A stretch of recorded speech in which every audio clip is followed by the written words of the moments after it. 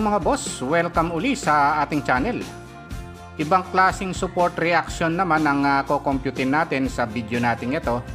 Kaya lang mga boss, kung bago pa lang kayo sa maliit pa lang nating channel, huwag nyo po sanang kalimutang pindutin yung like, isama nyo na rin po yung subscribe tsaka notification bell. Okay, umpisahan na po natin yung topic natin. Okay, umpisahan na natin mga boss itong topic natin sa bagong computation ng reaction. Dito mga boss, tandaan lang natin basta yung clockwise, no, positive siya, and then yung counterclockwise is negative siya, no. And then yung bagong given natin mga boss, dalawa yung concentrated load, 400 kilograms, ang distance niya 1.5 sa may bandang gitna, 3 meters. Sa summation of moment is equal to 0 tayo mga boss. Yan yung gagamitin nating equation, no. Summation moment A is equal to 0. Ito yung location ng point natin mga boss. Dito tayo mag-i-start. Ngayon ang gagawin natin mga boss, kung dito tayo magpo-point, yung reaction B yung una nating mako-compute, no. So yung reaction B, yung direction niya is counterclockwise, no. Ang length niya is 6 meters, no. So negative siya. So negative RB, ito yon, no, time is 6. Then plus 400 times yung arm niya, no, 1.5 plus 400 times 4.5, no. Ayan yung moment natin is equal to 0 mga boss, no.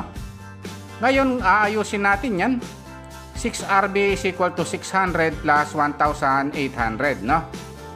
Inayos lang natin itong equation na ito, no. So dito para ma-compute natin yung RB mga boss, i-divide lang natin ito sa 6, no. So RB is equal to 400 kilograms. Ayan yung na-compute natin sa RB mga boss, no.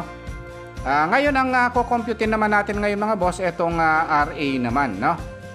So ang gagamitin nating technique dito mga boss, no, yung short method, no. Hindi na tayo magpo-point dito tapos magmo-moment na naman tayo, no. Gagamitin na lang natin itong RA plus RB is equal to 400 kilograms plus 400 kilograms, no. Kung ano yung pababa, ganun din naman yung pataas, no. So RA plus RB is equal to 800 kilograms, no. 800 ito. So RA is equal to 800, no, minus 400 kilograms. Since na-compute na natin yung RB mga boss, no, ililipat lang natin doon. Ima-minus lang natin, no. So yung RA is equal to 400 kilograms din mga boss, no. Tama yung na-compute natin mga boss, no. Kung 800 yung pababa, yung load 400 kilograms plus 400 kilograms, dapat yung reaction mga boss 800 kilograms din, no. So pagsamahin yung RA plus RB, dapat 800 kilograms din yon. So tama itong na-compute natin mga boss, no.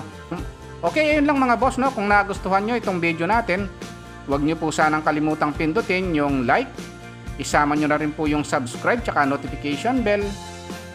Thank you very much at God bless po sa inyong lahat.